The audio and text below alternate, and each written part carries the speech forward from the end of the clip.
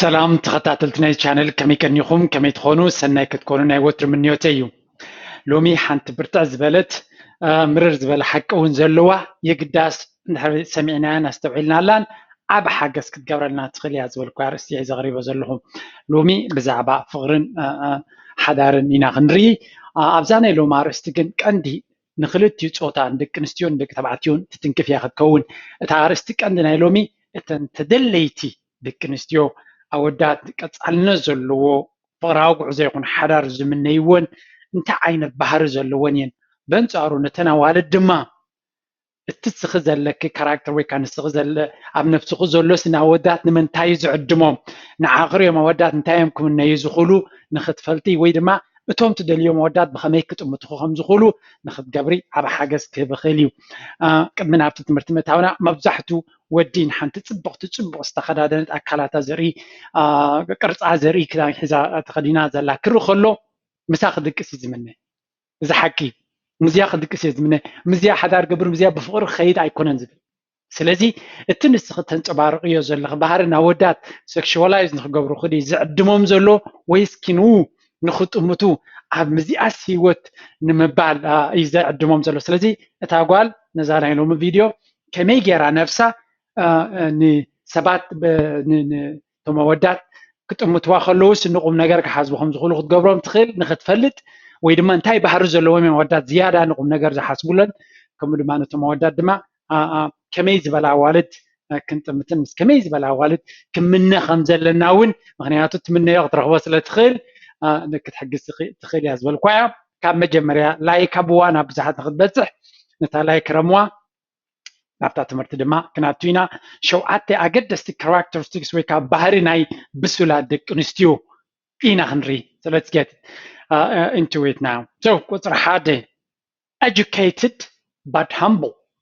بزو حادة كتبعتيو أبهيوت كمنا يقولو مهرتن تحتنا زلو أنقوال نسيتي يمنيو. Of course مرت زلو أنقوال تسأل سبيلا. هذا حادة نمهرات أوال تسألو أو داس لمتايو.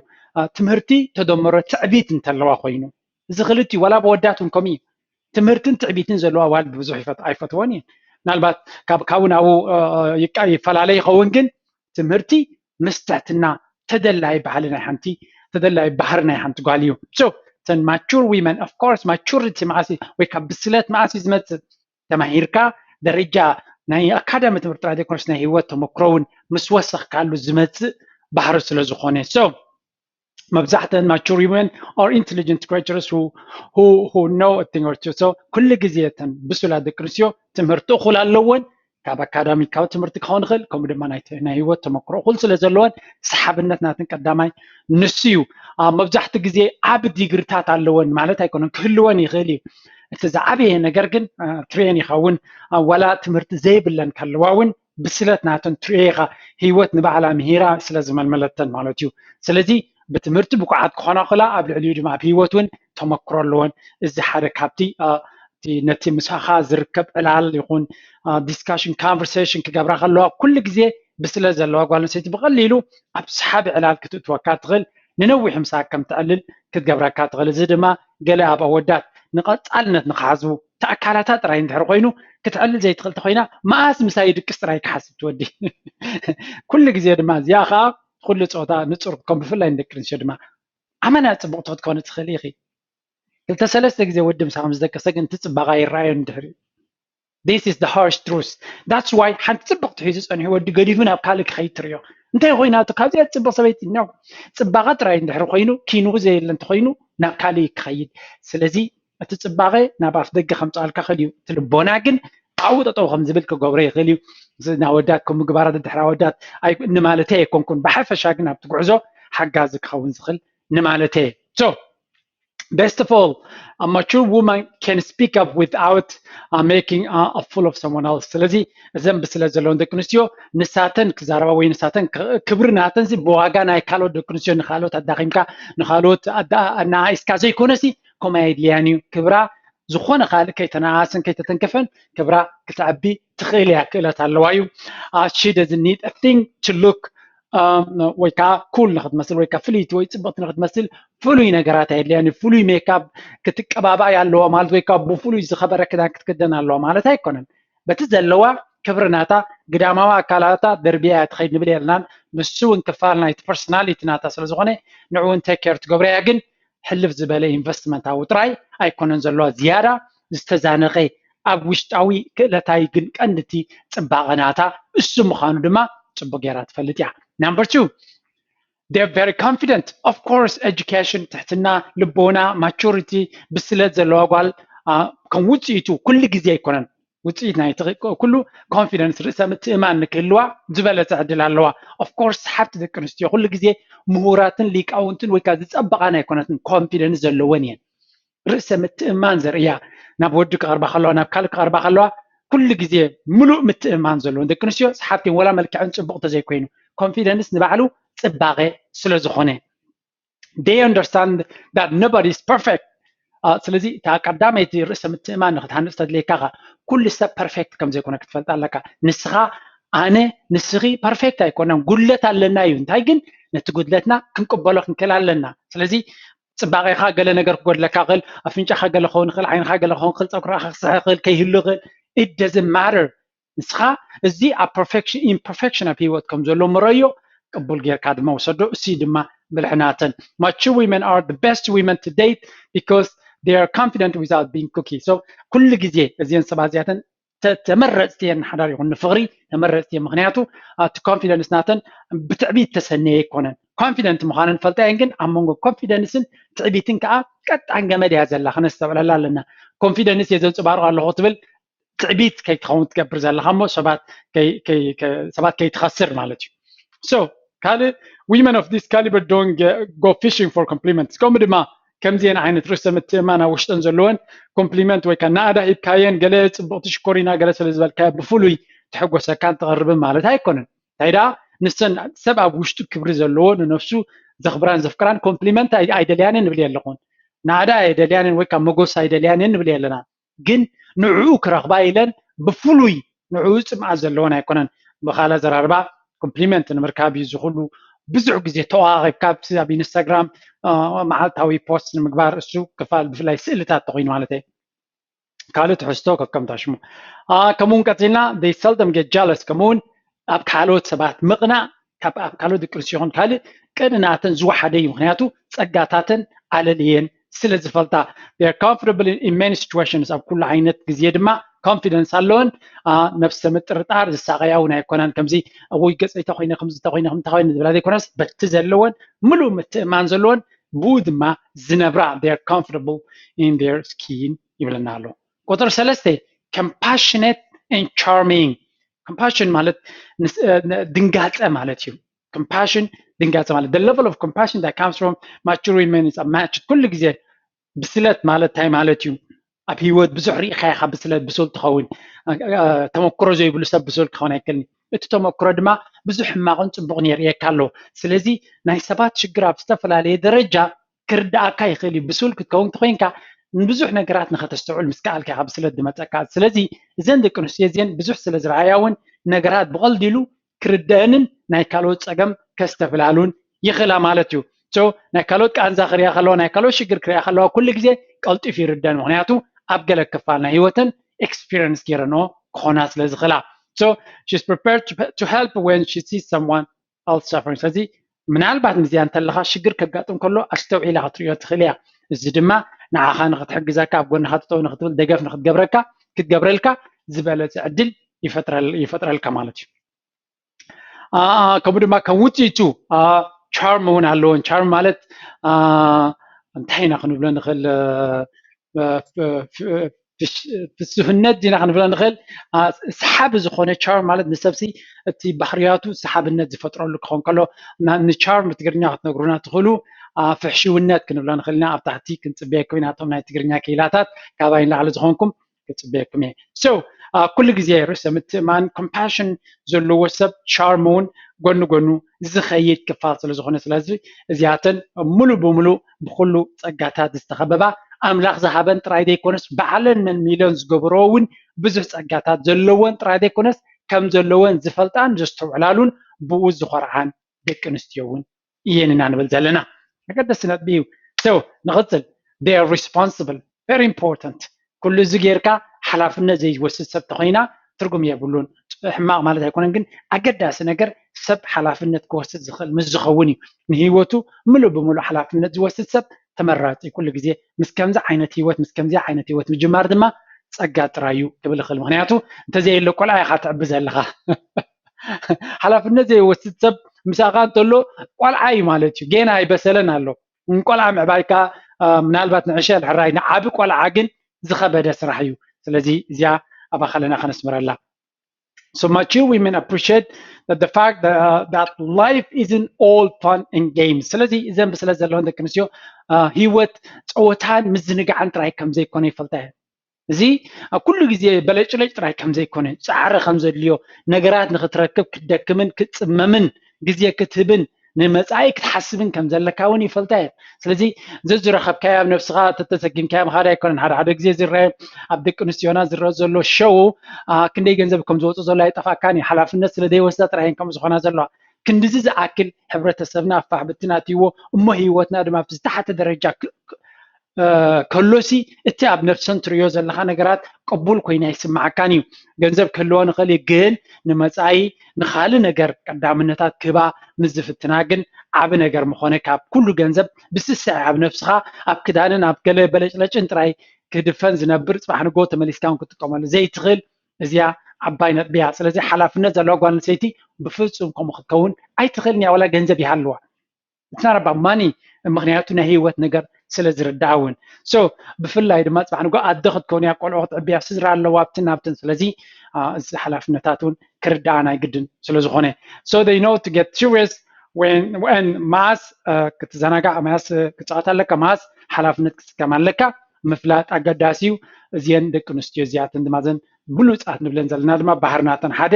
እዚ እዩ her responsibilities are a primary priority ስለዚ ኩሉ ግዜ sorry one second ስለዚ ሓላፍነተን ስለ ዝፈልጣ ሓደ ግዜ ናይ ሎሚ ፅቡቅ ምዝንጋዕ ፀወታ ገዲፈን ኣብ ሂወተን ከተኩራኽላ ካብ ሎሚ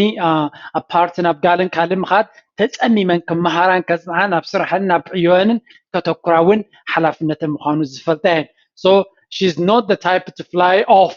on the tip or make a rash decision ስለዚ ቅልጡፍ ዝኾነ ሓሳብ ዘይፈሰሶ ስጉምትታት ዝወስዳ ደቂ ኣንስትዮ እውን ኣይኮናን ኩሉ ግዜ ስሩዕ ዝኾነ ሂወት ክመርሓ ዝኽእላ ደቂ ኣንስትዮ ኢና ንብል ዘለና ቁፅሪ 5 respectable and respected ስለዚ ክብረት ዝህባን ክቡራትን ድማ እየን ንብል ኣለና so they are respected and respectable ኩሉ እቲ ንብሎም ዘለና ዝነገራት ዝንተሪኻ ዘን ኣርባዕተ ዝሓለፋ ነጥብታት ተሪና ነዚ ትገብር ጓል ከይፈተኻ ከተኽብራ ኢኻ ምክንያቱ ክብሪ ስለ ዝግባኣ exactly ስለዚ እዘን ደቂ ኣንስትዮ እዚአን ኣብቲ ዝነብራሉ ከባቢ ሕብረተሰብ ኩሉ ግዜ ክቡራትን ተኸበርትን እየን ይብለና ኣሎ they have an air of decency and always treat others with dignity ስለዚ ንኻልኦት ስለ ዘኽብራ ከምኡ ድማ ስልጡን ኣተሓሳስባን ኣካይዳን ስለ ዘለወን ናይ ግድን እዩ ሰብ ከኽብረካ ተገድዶ ኢኻ ሓደ ግዜ እዚኣ ክትፈልጡ ኣለኩም ሰብ ፈትዩ ይኮነን ዘኽብረካ sometimes ካብቲ ንስኻ ተርእዮ ባህሪ ነቲ ኩሉ ፅቡቕ ባህርኻ ሓሊፉ ከኽብረካ ዘይኽእል ስቱፒድ ስለ ዝኾነ ጥራይ ሰብ እምበር ኣዝዩ ክብረት ዘንፀባርቕ ሰብ ናይ ግድን ኢኻ ክትኽብሮ ናይ ግድን ኢኻ ዳርጋ ይግድዱኻ እዮም ገለ ሰባት ንኽትፈትዎምን ንኽትኽብሮን በቲ ባህርናቶም እዚአን ድማ ኤግዛክትሊ ከመን ዓይነት ደቂ ኣንስትዮ ኢና ንዛረብ ዘለና so they're not saints they're just beautiful intuitive females ቅዱሳን ወይ ከዓ ፍሉያት ሰባት ኣይኮና ንብል ዘለና እንታይ ዳ just ፅቡቓት ናይ ውሽጥን ናይ ደገን ፅባቐ ዘለወን ኣብ ደገ ኣመና ዝፀበቐት ጓል ከይትኾን ትኽእል እያ ብመልክዓ በቲ ክልቲኡ ተወዳዲርካ ግን እታ ዝበለፃን ዝፀበቓን ተደለይትን ዝኾና ንሰንን ተሪኻ ሰብ ኣብ ዙርየኒ ድማ ዝዝምቢ ነተን ብግዳመን ጥራይ ፅቡቓት መብዛሕትኡ ግዜ ከም ዝበልኩም ኣወዳት ንሓፂር ግዜ ዝጥምቱ እምበር ንነዊሕ ዝጥምቱ እውን ውሑዳት እዮም እዚኣ ከነስተውዕል ክንክእል ኣለና ደቂ ኣንስትዮ ድማ ኣብዚ ኣተኪርክን ክትከዳይ ደስ ዝብለኒ ምክንያቱ ውፅኢት ናይ ዝነት ሕብረተሰብ እውን ዓብ ነገር ክኸውን ስለ ዝኽእል because she's a treasure communities often lift up a mature woman who has made a difference in society ስለዚ እዚኣተን ኣዝየን ኣገደስቲ ስለ ዝኾነ ሕብረተሰብ ነዚአን ንላዕሊ ከምፅእ እዩ ዝምነ ንሕና ኣነ ኩሉ ግዜ ትምኒተይ ከምኡ እዞም ብሉፃት ደቂ ኣንስትዮናትና ሃገርና ንሰንደ ዝርከባ ካብ ደቂ ኣንስትዮ ደቂ ተባዕትዮ ንላዕሊ ውፅኢት መምፃኣልና ኢለ እየ ዝኣምን ምክንያቱ ብዙሕ ግዜ ናይ ደቂ ተባዕትዮ መርሕነት ንርዮ ስለዘለና ስለዝረኣናዮን ብዘይከኣል ዓለም ናብ ደቂ ኣንስትዮ እንተዝቕየር ክንፍትኖ ንኽእል ብዘይ ምግናን ድማ ሰናፋት ክኾና ይከኣላን እየን ስለዘይረኣናየን ንክንርአን እውን ዕድል ክወሃበን ከም ዘለዎ ናተይ ትምኒት እዩ እዚ ግን ብስለት ዘለዎን ደቂ ኣንስትዮ 15 ደይኮነሲ ብዙሓት ከነፍርኽ ንክእል ኣለና ምክንያቱ ሓደ ክልተ ተኮይነን እቲ ስራሕ እውን ከቢድ ክኸውን ስለዝኽእል ኩሉ ግዜ ድማ እዚአን ከምዚአን ዓይነት ሕብረተሰብ ኣብቲ ሕብረተሰብ ተደለይትየን ንከምዚአን ንምምልማል ድማ እዩ እቲ ቀንዲ ዕላማ ክቡራትን ክብረት ዝዕድማን ከተኽብረን ዝግድዳኻን ደቂ ኣንስትዮ እዚ ክበሃል ከሎ ኣብ ኩሉ ነገር ኣብ ግዳማውን ውሽጣውን ቀንዲ ድማ ውሽጢ ኣብ ሓንጎላ ዘሎ ኣተሓሳስባ ንዑ ኢና ንዛረብ ዘለና ቁፅሪ 6 they are self aware ከምኡ ድማ ነፍሰን ፈልጣ እየን this is very important self awareness is one very important aspect of the ሎሚ ዓለም ማለት እዩ a mature woman is self aware she's accounted for all her flaws and worked through them appropriately ስለዚ እዚ እንታይ ማለት እዩ ድኽመታታን ሓያል ጎናን ድኹም ጎናን ፅቡቅ ጌራ እያ ትፈልጥ ስለዚ ኣበይ ድኻምነት ክህልዋ ኸል ኣበይ ፅቡቅ ክህልዋ ኸል ፅቡቅ ጌራ እያ ትፈልጦ ጥራይ ዘይኮነስ ተቐቢላቶ ዘላ ነቲ ድኹም ጎና ብዝከኣላ ከተዕብዮ ትፍትን ዘላ ነቲ ፅቡቅ ጎና ድማ ንዑ ተጉልሕ ማለት እዩ ኮንፊደንስ ማለት ድማ ኣብዚ እዩ ዘሎ ኣብቲ ፅቡቅ ጎንኻ ኣተኲርካ ምንባር ኣብቲ ቁስልኻ ጥራይ እናጠመትካ ኩሉ ግዜ ንዑ ክሽፍን ዘይኮነሲ ንዑ ክትዕርዮ ክትፅዕረሉ ክትክእል ኣለካ ንስኻ ግን ኣብቲ ሓያል ጎንኻ ኣተኲርካ ክትነብር ኣለካ ኣብ ስራሕካ ይኹን ኣብ ካልእ ነቲ ሓያል ጎንኻ ከተጉልዕ ክትፍትን ከለኻ that gives you big power ኣብ ሂወት ድማ power ይህባካ እዚ these women aren't afraid to admit when they're wrong confident ስለዝኾና ነፍሰን ውሽጠን ድማ ስለዝፈልጣ ክጋገያ ከለዋ ተጋጊየ ምባል ኣየሕፍረንን እዩ that's true ስለዚ ሓደ ሰብ ኣብ ነፍሱ ዝተኣማመን ኩሉ ከም ዘይፈልጥ ይፈልጥ እዩ ክጋገ ከም ዝኽእል ይፈልጥ እዩ ክጋገ ከሎ ተጋጊየ ክብል ከሎ ድማ ኣየሕፍሮን እዩ ከምኡ ድማ they can resolve conflict with diplomacy and are quick to compromise ስለዚ ኩሉ ግዜ ንፀገማት ድማ ብዲፕሎማስን ብምርዳእን ንግርጭታት ናይ ምፍታሕ ክእለት ኣለዎን ከምኡ ድማ ሕድገታት ኣብ ምግባር እንታይ ማለት እዩ ብካልእ ኣዘራርባ ምስ ከምዚአን ዓይነት ሂወት ንክትመርሕ ኣዝዩ ቀሊል ምዃኑ ምክንያቱ ሕድገታት ዝገብር ጌጋታቱ ዝእመን ከምኡ ድማ ናይ ካልኦት ፀገም ክርዳእ ዝኽእል ናይ ካልኦት ቃንዛ ክፈልጥ ዝኽእል ኩሉ ከም ዘይፈልጥ ዝኣምን ኣብ ውሽጡ ዘሎ ድኻምነቱን ሓይሉን ዘለሊ እሞ በቲ ሓያል ጎኑ ጥራይ ክነብር ትፍትን ምስ ከምዚ ዓይነት ሰብ ምሕዝነት ይኹን ዕርክነት ሓዳር it's very simple and it's very sweet ናይ መወዳእታ their experience ድምር ናይ ዝኽእሉ ተመክሮ ናይ ሂወት እውን ኣለዎን in general mature women are more experienced in life and love as well as sex እንታይ ማለት እዩ እዚኣተን ኣብ ሂወት ምኩራት ንብል ስለ ዘለና ኣብ ኩሉ እዮም ምኩራት ኣብ ጉዕዞ ፍቕሪ ኣብ ጉዕዞ ሂወት ኣብ ጉዕዞ ናብራ ከምኡውን ኣብ ጉዕዞ ፆታዊ ርክብ እውን of course ተመክሮ እዩ ኣብ ኩሉ ተመክሮ ስለ ዘለዎን they have something to add to the conversation ኩሉ ግዜ ኣብትዕላል ድማ ፍሉይ ነገር ፍሉይ ቅመም ናይ ምድር ባይ ክእለት ኣለዎን ምክንያቱ ኣብ ርእሰን ላይብረሪ ስለ ዘለዎን ፍልጠት ስለ ዘለዎን ተመክሮ ስለ ዘለዎን experience goes a long way in relationship ኩሉ ግዜ inexperienced partners make silly mistakes but mature women have lived and loved ስለዚ ተመክሮ ኣብ ጉዕዞ ፍቕሪ ሓዳር እውን ዓብይ ተራ ኣለዎ ተመክሮ ዘይብላ ጓል ንኣሽቱ ነገር ዓበይቲ ድራማ ክሰርሓሎም ትኽእል እያ ብሓዊ እውን ክፃወት ትኽእል እያ ወይ ክፃወት ይኽእል እዩ ስለዘይፈልጥ ተመክሮ ዘለዎ ሰብ ግን ንእሽተይ ነገር ንእሽተይ ምዃኑ ስለዝፈልጥ ኩሉ ግዜ ኣብቲ ዓብይ ቀንዲ ኣገዳሲ ባእታ ኣተኲሩ እዩ ክኸይድ ወይ ክትከይድ ትፍትን እዛ ቪድዮ እዚኣ is one of really important ቪድዮታት ብፍላይ ነቲ ንኣሽቱ ዝዓብያ ዘለዋ እንታይ ዓይነት ካራክተር እንታይ ዓይነት ፐርሶናሊቲ ንክህልወን ነዚአን ተፈሊተን ፕሊዝ ሼር ግበሩለን ወላ ተርጉሙለን ነተን ክርዳን ዘይክእል it can really change their life ኣበይ ኣተኲርካ ምኻድ ብሉፅነት የምፃልካ ኣብ ሂወት ኣነ እውን ከም ወዲ ክሪኦ ከለኹ ማለት እዩ ናተይ ኢንፑት ንወስድ ከለኹ ስለዚ እዛ ቪድዮ እዚኣ ላይክ ሃብዋ ናብ ካልኦት ኣሕዋትኩምን ኣሓትኩምን ሼር ግበርዋ because it can help ነዚ ሼር ክትገብሩ ከለኹም ሂወት ካልኦት ኢኹም ትዕርዩ ዘለኹም ስለዚ ፅቡቅ ነገር እዩ ከምኡ ድማ ከም ወትሩ ናትኩም ርእይቶ ናትኩም ሓሳብ ኣብዚ ዝጎደለ ወይ ክትውስኽሉ ትደልዩ ከምኡውን ዘተባብዕ ቃላት ኣብ ኮሜንት ሴክሽን ክፅበየኩም እየ እናበልኩ እዛ ቪድዮ ኣብዚ ክንውዲና ኣብ ካልእ ክሳብ ንራኸብ ስስናዩ ቻው